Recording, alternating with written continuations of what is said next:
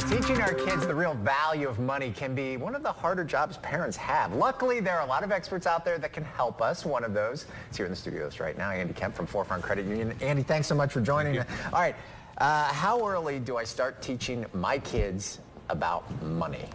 It's funny because kids, the youngest 3, can start learning about money. Now, it doesn't even have to be cash. It doesn't have to be cash at all. The shiny little figures. Value. 5 cents, 25 cents, they'd like to have that. You can even go with Skittles and start teaching them how to, hey, if you do this, you can get 3 Skittles. If not, I might take them away. I mean, they can start learning the value of money and the value of how things work very early. And how early, so we can start as young as 3. Right. Is there kind of an age where it's like, if you haven't started now, you really do want to get on this? Oh, absolutely. By about 7 years old, that's when money habits are really being formed. And kids that have no concept by 7, they really have trouble. They start falling behind. So if you can teach them start at 7, they can start really getting a grasp for what's going on. It's a good time to maybe implement allowances. Absolutely. Or chores around the house that they can do, and then they can start to see and reap some of those benefits. All right, so moving on, teenagers.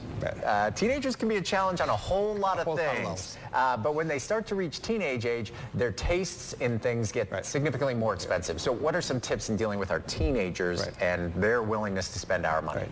A great tip is to set them on somewhat of a budget. Say, I will give you X amount to go out. If you want to go out with your friends, you get $20. I'm not going to give you $50 to go out and do something else. If they're creating clothes, they want to buy clothes, I will buy the $30 pair of jeans. I'm not going to buy the $60. If you want that, you need to spend your own money and you need to find a way to do it. And they find, the teenagers then, they learn to get jobs and they learn to budget. And do I really need the $60 pair of jeans or 30 okay? And it's always funny how quickly your kids learn that lesson of what is expensive when it's suddenly their money. Absolutely, absolutely. And one thing I'm a big proponent of, not just giving free money to kids. That they have to learn to earn it. And one way, set up a chore list and have them earn the chores and do it that way. So then when you go out, you're out about town and they want some ice cream, say, you know what, this wasn't an ice cream night for us.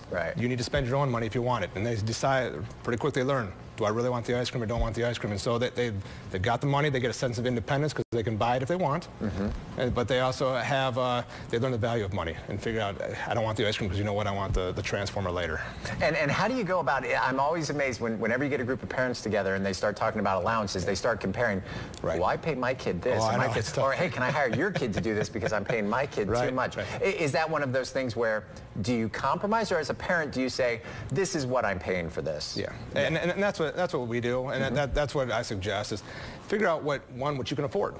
And 2, what you figure the value is. Because paying somebody $50 to mow a small lawn isn't quite right. So find what's fair. Find what's fair. All right. Is there help out there for this kind of training? Are there resources we can turn to give us some of that advice? Absolutely. There's a lot of books, a lot of magazines that you can read. You can come in and talk to the organization, your financial institution, or else the Michigan Credit Union League has on their website some good financial literacy tips that you can go to and look at to help that.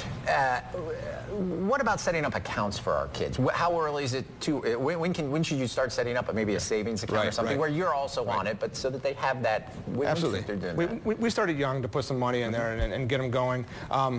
And I'm going to use me as an example, but a lot of our friends, and when our child earns some money, we teach them, hey, take 50%, even now, then that's a lot, take 50% of it and we're going to go put it in the bank for you, the credit union for you, so that they start figuring out not everything I get to spend if I save a little bit. And I'm going to use a quick example. My daughter just went to Washington, D.C. with her school, and so we had her save up money, so that was her spending money when she went down to D.C. And she probably appreciated the trip even more. So, all right, Andy, thanks so much. Remember, parents are the #1 influence on kids when it comes to their financial behaviors. Taking advantage of everyday teachable money moments, setting that good example with your own spending habits. Well, the experts say that's the best way to teach our children the value of money. Andy, thanks for being here. Thank you. Kristen.